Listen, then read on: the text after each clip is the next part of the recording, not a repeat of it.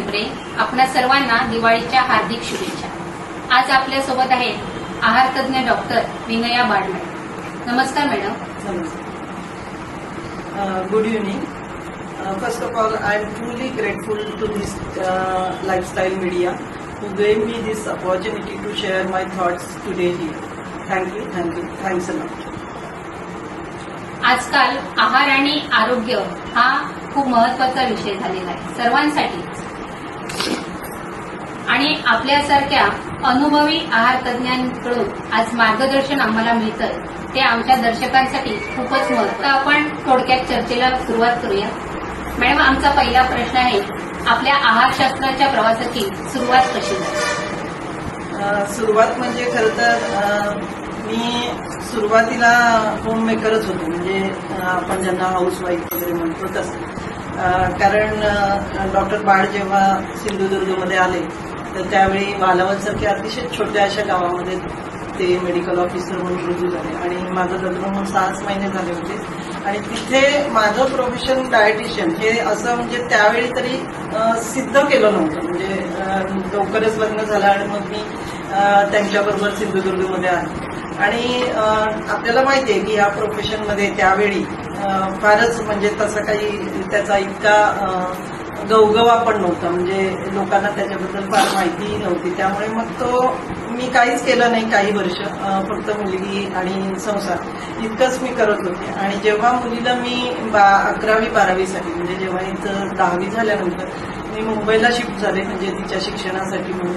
आणि मग तिथे गेल्यानंतर तिला ती कॉलेजमध्ये गेल्यानंतर माझ्याकडे बराचसा वेळ राहायचा। मग काय करणार, मग मी माझ्या आवडीचं क्षेत्र जे आत्ताचं माझं जे प्रोफेशन आहे डायटिशियन, मग त्यावेळी मी तो कोर्सेस केले। मग पोस्ट ग्रॅज्युएटेड कोर्स केला, डाएट आणि न्यूट्रिशनचा, स्पोर्ट्स मेडिसिन वगैरे असे अनेकविध असे कोर्सेस केले। आणि मग 2008 सालापासून मी पुन्हा सावंतवाडीमध्ये आले। तोपर्यंत माझ्या मुलीचं शिक्षण सुरूच होतं आणि मग मी ती चेन्नईला गेली आणि मी परत सावंतवाडीला आले। आणि डॉक्टर बाड हे फिजिशियन असल्यामुळे डायटिशियनचा तितकीच त्यांना पण गरज होती आणि त्या अनुषंगाने मग मी प्रॅक्टिसला सुरुवात केली। 2008 साली मी सुरुवातीला सावंतवाडी आणि कुडाळ येथे प्रॅक्टिस सुरू केली आणि त्याच्यानंतर मात्र मागे वळून बघितलं नाही, कारण ह्या क्षेत्रामध्ये मला वाटतं मी सिंधुदुर्गमधली पहिली डायटिशियन आहे।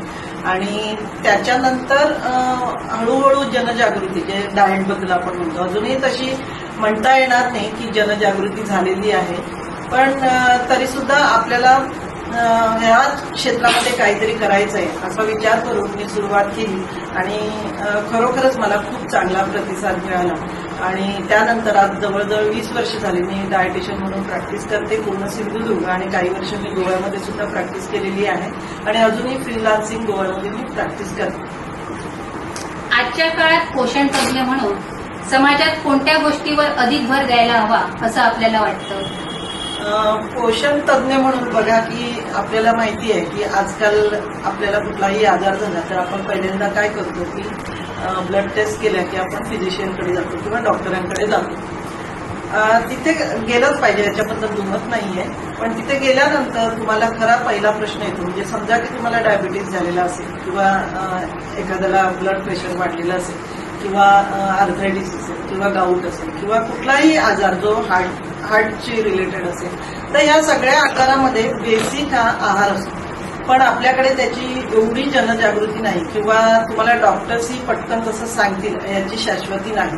त्यामुळे ब्लड टेस्ट केला की पहिल्यांदा पेशंट आहे तो डॉक्टरकडे जातो, मग ते मेडिसिन लिहून देतात, त्याप्रमाणे मेडिसिन घेतात आणि मग तुमचं डायबिटीस असेल किंवा ब्लड प्रेशर हे असेल हे कंट्रोलमध्ये येतं, त्याच्यामध्ये काही हे नाहीये। पण समजा की त्याबरोबर जर तुम्ही एक योग्य पूरक असा आहार घेतला तर तुमचा जो डायबिटीस आहे हा पूर्णपणे कंट्रोलमध्ये येऊ शकतो। आणि जर नुसतं मेडिसिन घेतलं आणि तुम्ही घरी येऊन भात किंवा बटाटे किंवा स्टार्ची फूड किंवा कार्बोहायड्रेट जास्त असलेले पदार्थ जर तुम्ही खात असाल तर डायबिटीस कधीही कंट्रोलमध्ये येणार नाही, हे तर अगदी सत्य आहे। पण याच्यावर फार भर दिला जात नाही। तुम्ही डॉक्टरकडे जातात, ते फार बिझी असतात, त्यांची बाहेर पेशंटची लांबच्या लांब रांग लागलेली असते आणि दिवसाला किती पेशंट तपासावे याच्याकडे आपल्याला कुठलाही नॉर्म नाहीये। जसं वेस्टर्न कंट्रीजमध्ये ते लिमिटेड पेशंट घेतात, कारण प्रत्येक पेशंटला न्याय देणं हे त्या डॉक्टरांची पहिली प्राथमिकता असते. पण आपल्याकडे तसं काही वेगळा हे नाहीये, त्यामुळे भरपूर पेशंट मग ते पटकन काढायचे, मग जेवायला पण डॉक्टरांना उशीर होतो, त्यामुळे ते थोडेफार असे टोलवले जातात असं चित्र आहे सध्या. आणि त्याच्यामुळे काय होतं की त्यांना जर समजून सांगितलं की बाबा तुम्हाला पहिल्यांदा आहाराबद्दल माहिती घेतली पाहिजे. आता आहाराचा एक महत्वाचा रोल याच्यामध्ये हा आहे की जर तुम्ही डायबिटीससाठी म्हणून जर आहाराचं नियोजन केलेलं असेल तर नुसताच डायबिटीस नुसताच डायबिटीस तर बरा होतो, पण त्याच्याबरोबर तुमचं वजनही कमी होतं, त्याच्याबरोबर तुमचं ब्लड प्रेशरही कमी होतं. आणि ह्या सगळ्याचं मेजर कॉज आहे ते आहार आहे, म्हणजे डाएट आहे. पण इथे तेवढं लक्ष दिलं जात नाही दुर्दैवाने, आणि त्यामुळे पेशंट अनेक चक्रा मारत असतो. कालांतराने त्याचे डायबिटीस असेल तर त्याची औषधं बदलली गेली जातात किंवा डोस वाढवला जातो. पण तेच जर तुम्ही आहारावर जर पूर्णपणे फोकस केला तर बऱ्यापैकी ह्याच्यातनं तुमची सुटका होऊ शकते. तुम्ही बॉर्डर लाईनला असाल तर पूर्णपणे डायबिटीज जाऊ शकतो, किंवा कुठलाही आजार असेल. मी आता अनेक आजार सांगितले, त्यापैकी फॅटी लिव्हर असेल तर तुम्हाला त्याची आहाराची योजना दिल्यावर आपोआपच तुमचं वजन कमी होणार. आणि मला इथे मुद्दाम सांगावंसारखं वाटतं की जेव्हा तुमचं वजन वाढतं, हा एक क्रॉनिक ओबेसिटी हे एक क्रॉनिक डिसीज आहे, आणि हाच मेन आहे की तुमचे इतर आजार वाढवण्यासाठी कारणीभूत ठरतो. त्यामुळे जर तुमचं वजन जर तुम्ही आटोक्यात ठेवलं तर तुम्हाला भविष्यामध्ये कुठल्याही मोठ्या आजाराची येण्याची शक्यता फार फार कमी होत जाते. त्यामुळे माझी सर्वांना रिक्वेस्ट आहे की तुम्ही डॉक्टरकडे गेल्यानंतर मेडिसिन जरी घेत असला तरी तुमच्या आहाराबद्दल जाणीव करून घेणं किंवा त्याच्यामध्ये बदल करणं ही खूप मोठी गोष्ट आहे, आणि ही काळाची गरज आहे. जर तुम्ही तसं नाही केलं तर आपल्याला अनेकविध अशा आजारांना तोंड द्यावं लागतं. आज तरुण मुलं आपल्याला माहिती आहे की बाहेर अनेक गोष्टी आहेत, जंक फूड असेल किंवा आता आपण तळ्याच्या भोवती बसताना बघितलंय की त्या प्लास्टिकच्या कपनं उकडलेले कॉर्न खाणं किंवा त्याच्यावर चीजचा भरमसाठ वापर करून खाणं. तर या सगळ्या गोष्टी आजाराला निमंत्रण देणाऱ्या आहेत. आपण कोकणामध्ये राहतो, कोकणामध्ये अनेक चांगल्या भाज्या मिळतात. अजून तरी आपल्याकडे फॅमिली आहे, म्हणजे घरी स्वयंपाक करून देणारी आई आजी असेल किंवा इतर कोणी आजी असेल तर त्या आपल्याला स्वयंपाकामध्ये मदत करतात. ती स्वयंपाक करत असताना त्याच्यामध्ये प्रेमाने त्या स्वयंपाक करतात, त्यामुळे त्याचा सुद्धा खूप मोठा फरक आपल्या आहारावर आणि आपल्या आरोग्यावर होऊ शकतो. त्यामुळे जास्तीत जास्त ताजं सकस आणि घरगुती अन्न जर मुलांनी किंवा तरुण पिढीने खायला सुरुवात केली तर अनेक आजारापासून ते दूर राहतील. आज आपल्याला माहिती आहे की डायबिटीस हा भारतामधला, म्हणजे आपण भारताला डायबिटीस हब असं म्हटलं जातं, म्हणजे सेकंड नंबरवर सध्या भारत आहे की ज्याच्यामध्ये डायबिटीसचे रुग्ण जास्तीत जास्त बघायला मिळतात. तर या सगळ्यावर तुमची लाईफस्टाईल कशी आहे, त्याच्यामध्ये तुम्ही तुमची लाईफस्टाईल कशी बदलली. म्हणजे आधीचे लोक म्हणतील की आम्ही हेच खाऊन आतापर्यंत आलेलो आहोत आणि तेव्हा कुठे डायबिटीस होता, तर तसं नाहीये. त्यावेळीची लाईफस्टाईल वेगळी होती. आपल्याकडे गाड्या नव्हत्या, आपण रोज 5 ते 10 किलोमीटर सहज चालत जायचो, आणि मग आल्यानंतर भरपूर भात किंवा मासे किंवा मग गोड असेल किंवा काही असेल खाण्यामध्ये तर ते खाल्लं जायचं. पण तेवढंच ते बर्न व्हायचं. जेव्हा तुम्ही एखाद्या कॅलरीज घेता तर त्याचं समान अंतरावर हे पाहिजे, म्हणजे तुम्ही कॅलरीज घेताय आणि तेवढंच तुम्ही बर्न करताय, म्हणजे तुमचा एक्सरसाइज सुद्धा तेवढाच महत्वाचा आहे. आज एक्सरसाइज पूर्णपणे लोकांना कंटाळवाणा तरी वाटतो किंवा वेळेच्या अभावी करू शकत नाही असे एक्सक्युजेस सांगत असतात, तर ते काही खरं नाही. तुम्हाला तुमच्या स्वतःसाठी एक 40 मिनिटं किंवा अर्धा पाऊण तास काढायला काहीच हरकत नाही. असं जर तुम्ही तुमचं व्यवस्थित ठेवलं तर बऱ्यापैकी आपली पिढी आरोग्यपूर्ण अशी निघेल असं मला वाटतं. रोटरी क्लब व इतर सामाजिक संस्थांमधील आपल्या कामाचा अनुभव कसा आहे? मी साधारण गेली 30 वर्ष रोटरीचीच दुसरी संस्था, म्हणजे ज्याच्यामध्ये मिसेस म्हणजे स्पाऊस ज्या असतात त्या इनर व्हील क्लब, याच्यामध्ये मी गेली 30 वर्ष काम करत होते. आणि मी रोटरीमध्ये हल्लीच या 7-8 वर्षामध्येच आलेली आहे. सुरुवातीला मी ॲज अ मेंबर आणि नंतर 2022-23 मध्ये मी रोटरीची प्रेसिडेंट झाली, पहिली महिला अध्यक्ष. तर हा मान मला मिळवता आला. समाजकार्य करण्याचं बाळकडू आहे माझ्यामध्ये, त्यामुळे नेहमीच असं वाटतं की आपण समाजासाठी काहीतरी देणं लागतो आणि ते कशा रूपाने फिटावं. म्हणजे मला असं वाटतं की मला एखाद्या गरजू मुलाला जर मदत करायची असेल तर आपण डायरेक्ट त्यांच्या घरी जाऊन हे घे बाबा पैसे किंवा हे घे तुझ्यासाठी काही वस्तू असं आपण नाही म्हणू शकत, कारण ते दिसायला पण बरं वाटत नाही. त्यामुळे काय होतं की मग तुम्हाला असा एक प्लॅटफॉर्म लागतो आणि मग रोटरी त्याच्यासाठी अतिशय योग्य असं प्लॅटफॉर्म आहे असं मला वाटतं. तुम्हाला जर काही केल्याने आनंद मिळत असेल, जसं मानसिक आपण ज्याला आनंद म्हणतो, ज्याच्यामध्ये तुमचे हॅपी हार्मोन्स जास्त सिक्रेट होतात, असं जर काय असेल तर माझ्या मते ते समाजकार्य आहे आणि समाजकार्य करताना मला तो आनंद नक्कीच मिळतो.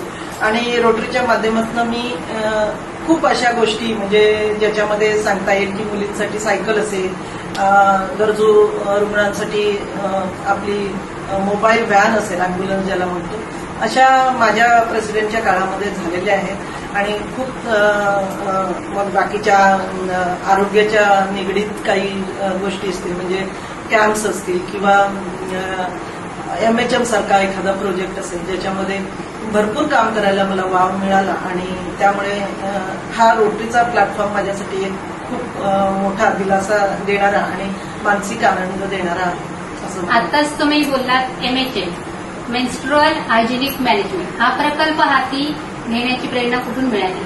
अर्थातच रोटरीमधनं. ज्यावेळी मी प्रेसिडेंट होते त्यावेळी पुण्याला एक सेमिनार झालं होतं अस्मिता, आणि मग तिथे मला जायची संधी मिळाली आणि तिथे खूप मोठे मोठे म्हणजे अगदी सगळ्या डिस्ट्रिक्टमधले, रोटरीच्या सगळ्या डिस्ट्रिक्टमधले गव्हर्नर वगैरे असतील तर ते आणि मेंबर्स, प्रेसिडेंट असे सगळेच आले होते आणि त्या ह्याच्यामध्ये मला बोलण्याची संधी मिळाली. मग जेव्हा मला कळालं की इतर अनेक डिस्ट्रिक्टमधनं सुद्धा MHM म्हणजे मेन्स्ट्रुअल हायजीन अँड मॅनेजमेंट हा अस्मिता नावाचा प्रोजेक्ट आहे, हा खास करून मुलींसाठी घेतला जातो. म्हणजे ज्याच्यामध्ये साधारण वयात येणाऱ्या म्हणजे किशोरवयीन मुलींसाठी हा कार्यक्रम आहे. याच्यामध्ये मुलींचे हायजीन असेल, म्हणजे मेन्स्ट्रुअल हायजीन म्हणजे त्या पाळीच्या दरम्यान घेण्यात येणारी काळजी असेल, स्वच्छता असेल आणि त्यांना पूरक अशा पॅड्स मिळतात का, किंवा मग तो पारंपरिक आपण कपडे घेण्याचा कपडे घेतो का वगैरे, ह्या सगळ्यावर बऱ्यापैकी रिसर्च करून हा प्रोजेक्ट तयार केला होता. आणि मग ती मला संधी मिळाली, कारण माझं जास्त मी याच्या आधी सुद्धा एक न्यूट्रिशनिस्ट म्हणून शाळेमध्ये जायचे आणि मुलींना आहाराबद्दल माहिती द्यायचे, पण त्याच्यामध्ये हा एक MHMचा ऍड झाला आणि मी जवळपास मला सांगायला आवडेल की संपूर्ण सावंतवाडी तालुक्यामध्ये मी प्रत्येक शाळेमध्ये जाऊन आलेली आहे. जमेल तसं आम्ही रोटरीच्या माध्यमातून फ्री पॅड्स म्हणजे सॅनिटरी पॅड जे असतो त्याचं वाटप करतो. त्या दरम्यान मी मुलींना घ्यायची काळजी म्हणजे साधारण आपल्याला माहिती आहे की कोकणामध्ये अॅनिमिया होतो आणि अॅनिमियाचं मेन कारण म्हणजे डाएट. पुन्हा ते आपण डाएटकडेच येतो. तर ही जी जनजागृती आहे ही करायची मला आधीपासून इच्छा पण होती आणि ती माझं पॅशन पण आहे. त्यामुळे मी शाळेमध्ये जाऊन मुलींना जास्तीत जास्त आहारावर तुम्ही आहार कसा चांगला घेऊन तुमची तब्येत कशी चांगली करू शकता याच्यावर मी सतत बोलायचे आणि त्यामध्ये हा अस्मिताचा प्रोजेक्ट आला आणि प्रत्येक शाळेमध्ये जाऊन हायजीन असेल, न्यूट्रिशन असेल आणि इतरच त्यांच्या अनेक गोष्टींसाठी सेमिनार घेणं असेल तर हे मी मला वाटतं जवळपास 7 ते 8 वर्ष झाली याच्यामध्ये कार्यरत आहे आणि त्याचा चांगला पॉझिटिव्ह रिपोर्ट मला मिळतो, याचा मला मनस्वी आनंद वाटतो. मॅडम, ग्रामीण भागातील मुलींसोबत काम करताना आपल्याला कोणत्या अडचणी जास्त जाणवतात? असं आहे की ग्रामीण भागामध्ये ना मुलींची संख्या हल्ली आपल्याला शाळेमध्ये तशी ही कमीच दिसते.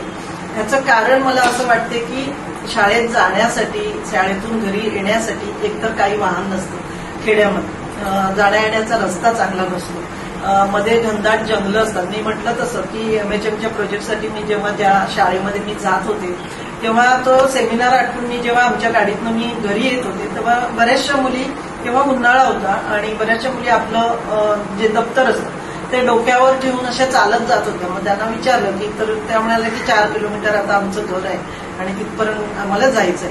तर मला खूप आश्चर्य वाटलं की आम्ही लहान असताना तेच केलेलं आहे, पण आता सोयीसुविधा खूप आहेत तरी आपल्याकडे अजून रोड चांगले नाहीये, मुलींना सुविधा मिळत नाहीये इतक्या वर्षानंतर सुद्धा. तर ही थोडीशी दुःखदायक असं मला वाटतं. म्हणजे म्हणून मी त्या मुलींना मग त्यावेळी लिफ्ट दिली आणि मग त्यांना घरापर्यंत पोहोचवलं आणि माझ्या डोक्यात तेव्हा विचार आला की ह्या मुलींना सायकल दिली तर त्यांना त्याचा फायदा होईल आणि म्हणूनच मी प्रेसिडेंट असताना बहुतेक खेड्यातल्या मुलींसाठी हा सायकलचा प्रोजेक्ट आम्ही घेतला होता आणि त्यावेळी बऱ्याचशा गरजू मुलींना आम्ही सायकल वाटप केलं होतं.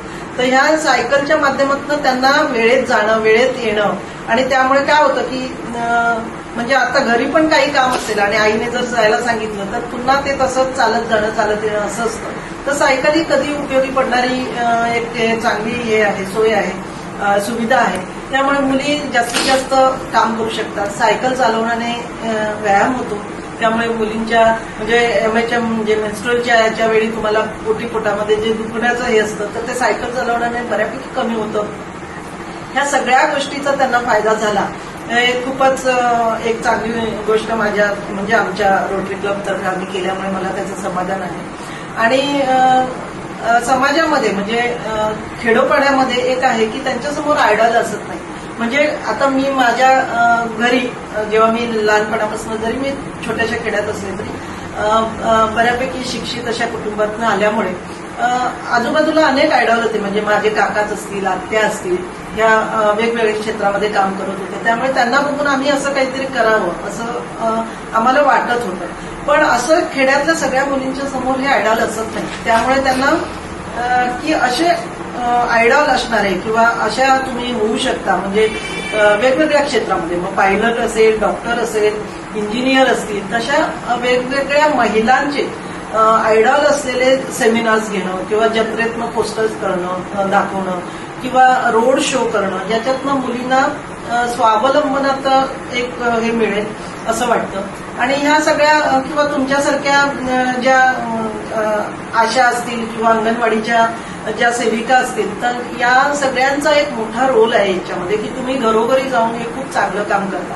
की यांना सगळ्यांना न्यूट्रिशन असेल, आरोग्यासंदर्भात असेल किंवा मुलींच्या पाळीच्या दरम्यान घ्यायची काळजी असेल, या सगळ्या संदर्भात खूप चांगली माहिती देत आहे आणि ही खूप चांगली गोष्ट आहे. तर अशा रीतीने महिलांनीच ह्याच्यामध्ये मग त्या बचत गटाच्या असतील, अंगणवाडी सेविका असतील किंवा आशा ताई असतील, यांनी सगळ्यांनी महिलांना वेगवेगळ्या सरकारी वेगवेगळ्या योजना असतात त्याची माहिती देणं असेल किंवा मुलींच्या मेन्स्ट्रुअल पिरियड्सच्या दरम्यान फॉलिक ऍसिडच्या टॅबलेट्स घेणं असेल ज्याने अॅनिमिया दूर होईल. तर ह्या सगळ्या गोष्टी आपल्याला करू शकतो आणि त्याला फार हे लागत नाही. आम्ही रोटरीतर्फे हे करतच आहोत.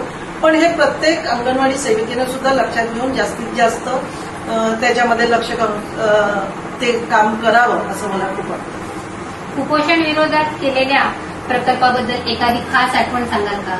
हो, मी साधारण 2000 ते 2007 पर्यंत ICDC म्हणजे इंटिग्रेटेड चाइल्ड डेव्हलपमेंट सर्व्हिस ही गव्हर्नमेंटची संस्थेमध्ये गेली 7 ते 8 वर्ष मी काम करत होते.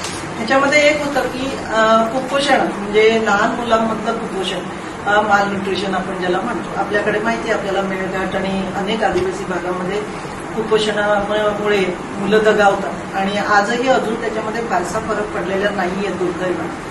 तर त्यावेळी मला ती संधी मिळाली एक न्यूट्रिशनिस्ट म्हणून. त्यांनी माझी त्या पदावर नेमणूक केली आणि मी दर महिन्याला वेगवेगळ्या शाळा अंगणवाडी म्हणजे लहान मुलांची शाळा असेल तिथे साधारण 3 ते 6 वर्षाची मुलं जी येतात 5 वर्षाची, तर या मुलांसाठी एक योजना राबवली होती की ही कुपोषित जी मुलं आहेत तर त्यांचं पोषण कसं होईल आणि अशा पदार्थाने होईल की जे त्यांना सहज उपलब्ध होईल. वेगवेगळे फॅन्सी आयटम म्हणजे सफरचंदच खाल्लं पाहिजे किंवा आपल्या स्ट्रॉबेरीज खाल्ली पाहिजे अशी काहीच गरज नाही. तुमच्याकडे ज्या गोष्टी अवेलेबल आहेत इव्हन महिलांनी सुद्धा, कारण त्या लहान मुलांची काळजी घेणाऱ्या ह्या जास्त करून माता असतात आणि त्यांना याच्याबद्दल अवेअरनेस येणं फार महत्वाचं होतं. तर त्यावेळी मी त्यांना असं सांगितलं की तुमच्या साधारण पावसाळ्यामध्ये आपल्याला माहिती आहे की वेगवेगळी हिरव्या पालेभाज्या, मग त्याच्यामध्ये पालकच आला पाहिजे असं काहीच नाही. आपल्याकडे अळू, टायकिळा, शेवग्याच्या पानाची भाजी, लाल माठ असेल किंवा इतर रानभाज्या ज्या आपण जास्त करून खेडेगावामध्ये मिळतात, तर त्याचं महत्व किती आहे हे दरवेळी गेले तिथे की मग ते सांगायचं. त्याच्यामध्ये एक असं धान्य होतं, कडधान्य आपण ज्याला म्हणू की सोयाबीन. हे सोयाबीन हे एक प्रोटीनचा उत्कृष्ट असा स्रोत आहे. तर हे लोकांना माहितीच नव्हतं तोपर्यंत तिथे त्यांना. मग जेव्हा गव्हर्नमेंट थ्रू त्यांना ते पीठ आणि त्याच्यामध्ये असं काहीतरी घालून त्यांना द्यायचे म्हणजे किंवा सोयाबीनच्या पिठाचे पॅकेट्स द्यायचे, तर ते नेऊन गुरांना घालायचे. आणि जेव्हा मी त्यांना सांगितलं की हे पीठ इतकं अनमोल आहे आणि त्याच्या सेवनाने म्हणजे ते खाल्ल्याने मुलांची प्रकृती एका महिन्यामध्ये कशी बदलू शकते हे मी तुम्हाला सांगते. आणि मग त्यांना ते प्रात्यक्षिक करून त्याच्यामध्ये थोडंसं गुळ घातलं, मग त्याचे लाडू बनवले आणि किंवा नुसतंच गुळ घालून पीठ रोज वाटीभर चमच्याने मुलांना द्यायचं असं सांगितलं. आणि 1 महिन्याने जेव्हा मी परत त्या शाळेमध्ये गेले, त्या मुलाचं प्रत्येक म्हणजे साधारण मला वाटतं 40 मुलं होती, प्रत्येकाचं 1.5 ते 2 किलो वजन वाढलेलं दिसलं. आणि हा एक माझ्यासाठी खूप मोठा म्हणजे आशादायक असं ते चित्र होतं. आणि 7 वर्ष मी त्याच्यावर काम केलं आणि त्याचा मला खरोखर मनस्वी समाधान आहे. आहार आणि आरोग्याबद्दल तरुण पिढीला आपण कोणता सल्ला द्याल? तेच मी म्हटलं तसं की जेवढं शक्य आहे तरुण मुलांनी घरचं पोषक आणि स्वच्छ ह्याच्यामध्ये बनलेला आहार घ्यावा. कमीत कमी जंक फूड, म्हणजे मी असं म्हणणार नाही की ते जंक फूड वाईटच आहे आणि ते कधीच खाऊ नये. काही कम्फर्ट फूडमध्ये जंक फूड येतं, म्हणजे जसं की वडापाव असेल, समोसा असेल, काही जणांना तो अतिशय आवडतो. आणि कम्फर्ट फूड घेतलं की मगाशी म्हटलं तसं हॅपी हार्मोन्स तुमचे सिक्रेट होणार. सो कधीतरी once in a while it is okay. म्हणजे तुम्ही कधीतरी बटाटा वडा खाच, त्याच्याबद्दल माझं अजिबात नाही, दुमतच नाहीये. किंवा तुम्हाला कधीतरी वाटलं की चायनीज फूड खायचं आहे तर तुम्ही खाऊ शकता. पण हे जर तुमचं रोज वारंवार होत असेल तर मात्र तुम्हाला त्याचा धोका होणार आहे पुढे जाऊन.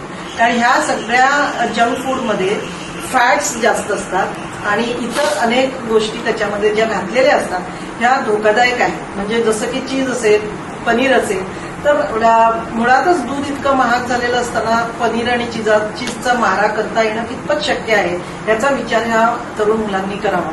पुन्हा आणखी एक महत्वाचं त्याच्यामध्ये की व्यायामाचा अभाव आहे अजिबात. म्हणजे जिममध्ये जाणारे सुद्धा बाईकने जातील आणि आपलं हे वापरतील, वरती जाण्यासाठी लिफ्ट वापरतील. तसं न करता तुमच्या घरातलं काम असेल, मुलींनी सुद्धा घरातलं काम असेल, तुमच्याकडे बाग असेल, तुमच्याकडे विहीर असेल किंवा तुमच्याकडे हे काही नसेल तरी सुद्धा जितकं शक्य असेल तितकं तुम्ही चालण्याचा प्रयत्न ठेवा. जर तुम्हाला वेगळं व्यायामासाठी वेळ मिळत नसेल तर आपल्या घरातलं कामही आपण व्यवस्थित स्वतः करू शकतो. आपलं आपण काम केल्याने बऱ्याचशा कॅलरीज बर्न होतात आणि मग तुम्हाला काय आहे की कोण खायला अडवणार आहे जर तुम्ही व्यवस्थित कॅलरीज बर्न. मी मगाशी म्हटलं तसं दोन्हीचं समान ताळमेळ पाहिजे. म्हणजे जेवढं तुम्ही कॅलरीज घेता, म्हणजे 1700 कॅलरीज घेत असाल तर किमान 300-400 कॅलरीज तुम्ही बर्न केले पाहिजे. म्हणजे 45 to 50 मिनिट्स तुम्हाला व्यायाम केला पाहिजे. मग तो कुठलाही व्यायाम असेल, माझ्या मते तुम्हाला जो आवडतो तो व्यायाम तुम्ही करावा आणि एक चांगलं आरोग्य संपन्न असं जीवन जगावं असं मला वाटतं. समाजकार्यात महिलांची भूमिका आपण कशी पाहता? मी तेच म्हटलं की महिलांनी जास्तीत जास्त मग त्या अंगणवाडी असतील किंवा सेविका असतील यांनी जास्तीत जास्त याचा प्रसार केला पाहिजे. कारण त्यांच्या याच्यामध्ये खेड्यापाड्यातल्या महिला जास्त त्यांच्या संपर्कात येतात तर त्यांना आधी त्यांनी शिकवलं पाहिजे की हे केलं पाहिजे. आता मी महिला आहे म्हणून मला अनेक गोष्टीवर, म्हणजे आता आम्ही रोटरीतर्फे अस्मिताचा कार्यक्रम घेतो तर तिथे आमच्याबरोबरचे माझे जे फ्रेंड्स आहेत, जे मेल फ्रेंड्स आहेत, म्हणजे पुरुष असतील तर ते कधी त्याच्यामध्ये येत नाही. तितकं आपल्याकडे अजून त्याचा टॅबू आहे की मुलींना सुद्धा मुली मोकळेपणाने बोलत नाहीत या सगळ्या. मग तो सेक्स एज्युकेशन असेल किंवा हायजीन असेल, मेन्स्ट्रुअल हायजीन असेल, ह्याच्यामध्ये मोकळेपणाने बोलत नाही. तर इथे महिलांचा रोल खूप मोठा आहे आणि महिलांनी प्रत्येक शाळेमध्ये जाऊन प्रत्येक बचत गटाच्या महिलांना आधी तयार केलं पाहिजे. मग त्या जाऊन खेड्यातल्या मुलींची बोलतील. इव्हन शहरातल्या मुलींची सुद्धा अजून तीच परिस्थिती आहे. पिरियड्सच्या वेळी बाहेर बसणं असेल किंवा पिरियड्स आलेल्या वेळी देवाला नमस्कार न करणं असेल, ह्या सगळ्यातनं बाहेर आलं पाहिजे. आता आपण त्या परिस्थितीमध्ये नाही होत. ते सगळे जुने हे विचार आहेत. पण हे बदल हळूहळू होणार आहे, हे पटकन होणारे बदल नाहीये. त्यामुळे महिलांनी याच्यामध्ये जास्तीत जास्त यावं असं मला वाटतं. आगामी काळात आपले कोणते नवीन प्रकल्प किंवा उपक्रम आयोजित आहेत का? हो, कारण आता कसं आहे की मी बरेच वर्ष, म्हणजे साधारण 20-21 वर्ष मी न्यूट्रिशन आणि डायटिशियन म्हणून प्रॅक्टिस करते आणि त्याबरोबरच मला व्यायामाचा सुद्धा एक आवड आहे. तर मी ट्रेकिंग या दृष्टीने विचार करत आहे की मुलींनी जास्तीत जास्त ट्रेकिंग करावं किंवा एखादा कराटेचा क्लास असेल ज्याच्यातनं स्वावलंबन यावं मुलींना. म्हणजे सुरक्षिततेच्या दृष्टीने सुद्धा मुली स्वावलंबी व्हाव्यात. कारण आपल्याला कुठूनही कसा आजकाल आपण समाजामध्ये बघतोच की अनेक दुर्दैवाने अनेक गोष्टी घडत असतात. तर त्याला कसं तोंड देता येईल तर तुम्ही स्वावलंबी झालं पाहिजे सुरक्षिततेच्या दृष्टीने सुद्धा. तर त्या दृष्टीनेही मला काही अशा ज्या व्यायाम आणि सुरक्षितता अशा दृष्टीने काही प्रोजेक्ट करायचे आहेत, ज्याच्यामध्ये मी ट्रेकिंग असं एक म्हणते की त्याच्यामध्ये मला आवड आहे. योगाचं प्रशिक्षण असेल आणि माझं न्यूट्रिशनच्या बाबतीतही माझं सेमिनार आहेच आणि फ्री कॅम्प्स मी घेण्याचा विचार करते.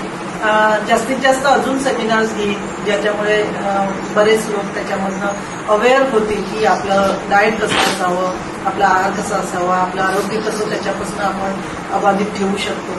तर याच्यावर आहे तसंच आणखी जरा जोमाने जास्त काम करेल असं मला वाटतं.